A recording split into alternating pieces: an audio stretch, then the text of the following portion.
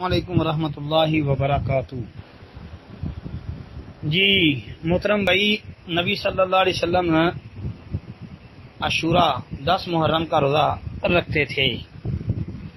جی مدینہ منورہ میں نبی علیہ الصلوۃ والسلام نے یہود کو دیکھا کہ وہ روزہ رکھتے ہیں، پوچھا تو انہوں نے کہا جی اس دن یہودی اس لیے روزہ رکھتے ہیں کہ 10 محرم کو اللہ رب العالمین نے موسیٰ علیہ الصلوۃ والسلام اور ان کے ساتھیوں کو فرعونیوں سے نجات دی تھی، تو 10 محرم کو اس لیے یہ روزہ خوشی کے طور پہ رکھتے ہیں۔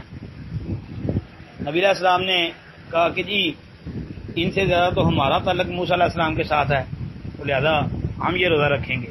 پہلے بھی رکھتے تھے 10 محرم کا، پھر بھی رکھ رہے تھے۔ رمضان کے روزے فرض ہونے سے پہلے یہ روزہ فرض تھا، جیسے میں نے پچھلی آڈیو میں یہ بات بیان کی ہے۔ رمضان کے روزے فرض ہو گئے تو پھر اس کی حیثیت نفلی والی ہو گئی۔ اب روزہ رکھ رہے تھے، پھر نبی علیہ الصلوۃ والسلام نے یہود کی مخالفت کے سلسلے میں یہ بات کہی تھی کہ جب ان کی مخالفت کرنا مقصد ہے تو آپ علیہ الصلوۃ والسلام نے یہ کہا تھا کہ لئن بقیت الی قابل لأصومن التاسع، اگر آئندہ سال میں زندہ رہا تو ضرور بھی ضرور 9 محرم کا روزہ رکھوں گا۔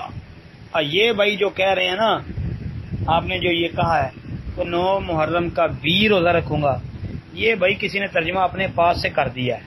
یہ مولوی جو ہے نا، انہوں نے ترجمہ مولویوں نے اپنے پاس سے بنا لیا ہے کہ 9 محرم کا بھی رکھوں گا۔ یہ بھی اللہ کے نبی نے نہیں کہا، اللہ کے نبی علیہ الصلوۃ والسلام نے یہی کہا تھا کہ اگر آئندہ سال میں زندہ رہا تو ضرور بھی ضرور 9 محرم کا روزہ رکھوں گا۔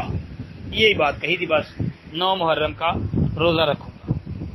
اب اگلا سال آنے سے پہلے نبی علیہ الصلوۃ والسلام فوت ہو جاتے ہیں، دنیا سے چلے گئے۔ اب اختلاف علماء کے درمیان یہ ہے کہ روزہ 9 محرم کا رکھنا ہے یا 9 اور 10 کا رکھنا ہے۔ تو محترم اکثر علماء کا خیال یہ ہے کہ مخالفت اس طرح ہوگی کہ 10 کے ساتھ 9 کا روزہ رکھ لو تو یہ مخالفت ہو جائے گی، زیادہ 2 رکھنے چاہیے، یہ علماء کا خیال ہے۔ کچھ علماء کہتے ہیں کہ صرف 9 کا ہی رکھنا چاہیے، کیونکہ مخالفت کرنا مقصود ہے، اور مخالفت جو ہے وہ اکیلا 9 کا رکھیں گے تو پھر ہوگی۔ کچھ علماء کہتے ہیں کہ 9 10 کا یا 10 11 کا رکھ لو۔ تو محترم بھائی 9 10 یا 10 11 والی جو روایت ہے، اس روایت میں یہ آتا ہے نا کہ 9 10 کا یا 10 11 کا رکھ لو، یہ مرفوع حدیث ثابت نہیں ہے، ضعیف ہے۔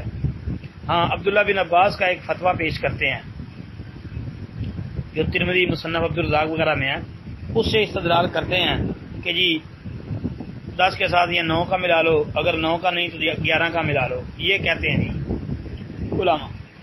تو باقی صحیح مسلم کے اندر بھی عبداللہ بن عباس کا ایک فتویٰ ہے جس سے یہ معلوم ہوتا ہے کہ 9 محرم کا رکھنا چاہیے اکیلا۔ بہرحال بھائی یہ نفلی روزے ہیں، اس میں اہل علم کا اختلاف ہے، اس میں لڑائی جھگڑا نہیں کرنا چاہیے۔ اگر کسی بھائی کو یہ سمجھ آتی ہے کہ 9 10 کا دونوں رکھنے ہیں تو دونوں رکھ لے، اگر کسی کو یہ سمجھ آتی ہے کہ 9 کا اکیلا رکھنا ہے وہ اکیلا رکھ لے، اس میں ناراضگی والی، لڑائی والی، جھگڑے والی، پریشانی والی کوئی بات نہیں ہے جی انشاءاللہ۔ جی بخش و مباحثے میں نہیں پڑھنا چاہیے، جو کس کو سمجھ آئے اس کے اوپر وہ عمل کر لے، کیونکہ نبی علیہ الصلوۃ والسلام اگر اگلے سال تک زندہ رہتے تو پھر پتہ چل جانا تھا کہ نبی علیہ السلام جو ہے وہ 1 رکھتے ہیں یا 2 رکھتے ہیں۔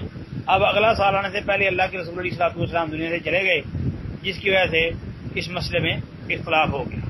کچھ علماء کا خیال ہے 2، کچھ کا خیال ہے 1۔ تو بہرکیف یہ نفلی عبادت ہے، اگر کوئی بندہ پورے مہینے کے روزے رکھ لے تو پھر بھی ٹھیک ہے، کیونکہ یہ اللہ کا مہینہ ہے اور اس کے روزے رمضان کے روزوں کے بعد افضل روزے ہیں۔ جی السلام علیکم ورحمۃ اللہ۔